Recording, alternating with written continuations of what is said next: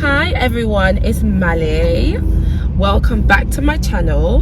Don't forget to like, share and subscribe and comment down below because I need to know how you're feeling. There's some topics that have been really weirding me out, so I thought I'd talk about them. So one of them, guys, I don't know if you've heard about what's going on in America. Like, America literally has the craziest stuff going on. The stuff that happens here is mad sometimes, but the stuff that happens there is just a next madness. There's this new thing called online cults, and I think they started during lockdown. I don't know, the cult people, the people who are like into cults, or you know, the cult leaders, they were obviously struggling because obviously their cult members had to quarantine and whatnot, so they weren't able to have like their proper cult situations going on.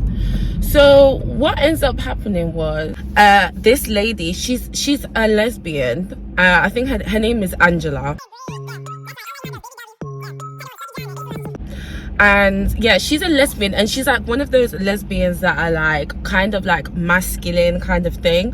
However, she's very pretty, so she's like very aesthetically pleasing to look at, but she kind of acts like a dude. She acts like a guy. So this lady started like her own like online kind of cult situation, and after doing like my research, what I found out is it started off with her just having, she was actually someone's daddy. So her cult is called Daddy's Girls, and before this all started, she actually had a daddy, and she had someone who she would be submissive to, and basically she would refer to that person as daddy, and this person was also a female. At some point, she then now realized that she could also make people call her daddy. So when she realized that she could also be a daddy as well, and she could also like use this to kind of take advantage of people, she sort of went into business. What's going on now is she's established a TikTok cult. Yes guys, a TikTok cult, right, has now been established. The premise of it is she makes these BBW women, they're quite like big black women, okay? She makes them do, you know, like buy her things, she makes them send her money. She goes live every Saturday for however many hours, no matter what they're doing. Even if they've got to look after their kids, they have to tell her, daddy, I can't make the live today, and daddy will then decide, and daddy is Angela, by the way, and daddy will then decide whether or not they're allowed to miss her live.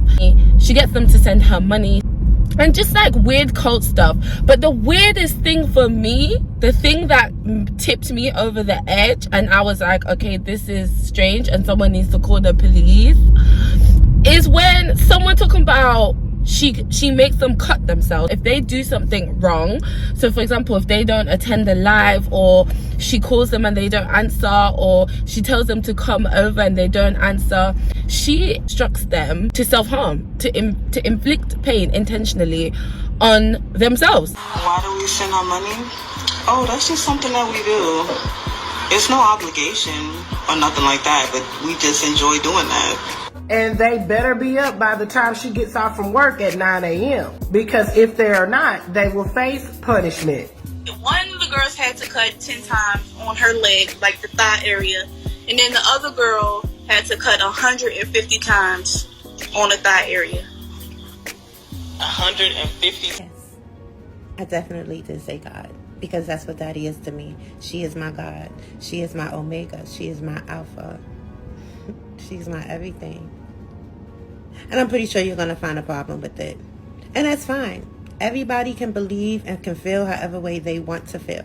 But at the end of the day, that is who I pray to. She is everything to me. So, it is what it is. But that is and will forever be my God, my daddy, my everything. I love you, Daddy. And they do it, and they cut themselves, they cut their arms, one girl was even talking about how she was gonna cut her face. Like, with these women, what I think about them is, I just think they're so lost. I think they're lost. I think, not to like judge them or anything, but because they're quite like BBW women, I just feel like maybe they've got a self-esteem, and I just think they don't sort of have respect for themselves, and because they feel so down and out, and they feel like no one wants them and whatnot, that this amazing attractive woman wants them, and they're just seeing this as like some sort of prize, some sort of reward. It's literally disgusting. This shit is funny as fuck. So I don't know if you've seen, but Megan Thee Stallion, hot girl Hottie Summer, Hottie Winter, she actually attended the Grand Prix the Grand Prix, which is like a racing event. She was like walking out of the event, and I'm pretty sure it was Sky News. Let me get the guy's name. It's Martin Brundle.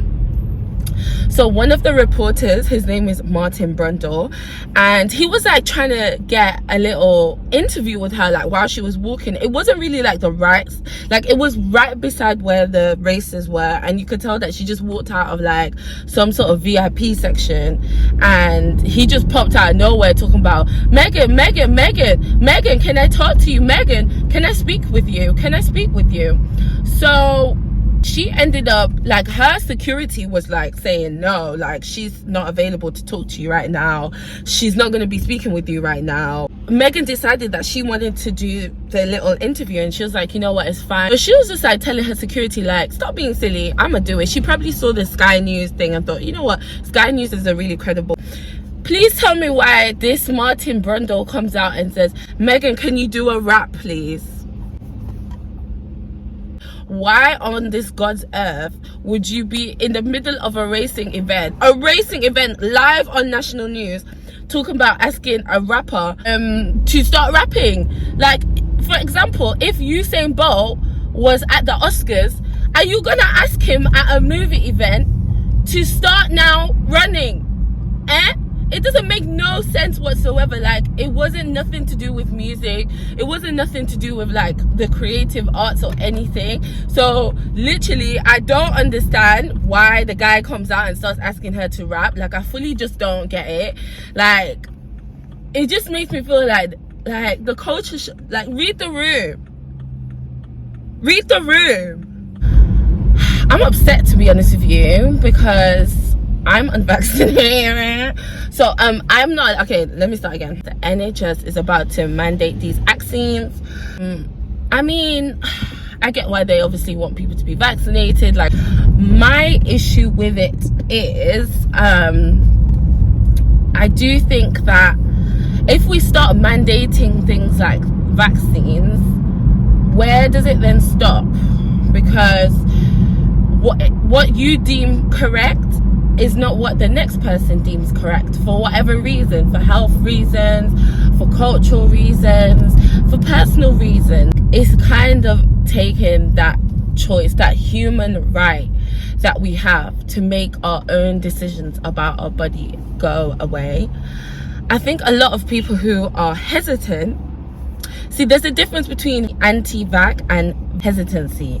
I think there's a lot of people who are very hesitant, they're not quite sure about it, they just want to wait a bit, they want to see what it's all about, they want to kind of wait it out, see how it's affecting different people, and just kind of wait for more information. And I think just because you work for the NHS, it doesn't mean you're a health expert, and it doesn't mean that you agree with everything that the NHS says, because we don't agree with everything that the NHS says, but we have policies and procedures in place that we have to follow, and we follow them. And so at the moment we have a choice, and people are following that procedure. They're getting themselves informed, and based on the information that they have acquired, they are making that decision. And I just think taking that choice away from people, you know, it could be dangerous. It could be a dangerous thing to do, but we'll see how it goes. Amazing talking to you today. I am going to be getting out the car in a minute because I need to go to the shop. So I will speak to you. I mean, I will be seeing you. You see that I've been trying to be like a bit more consistent, and I'm gonna be bringing you the news, hunty, as good as I can bring it, and as like live as I can bring it. And so that's what I'm gonna be doing. And yeah, but please don't forget to like, share and subscribe. Comment down below, because I need to know how you're feeling. Bye.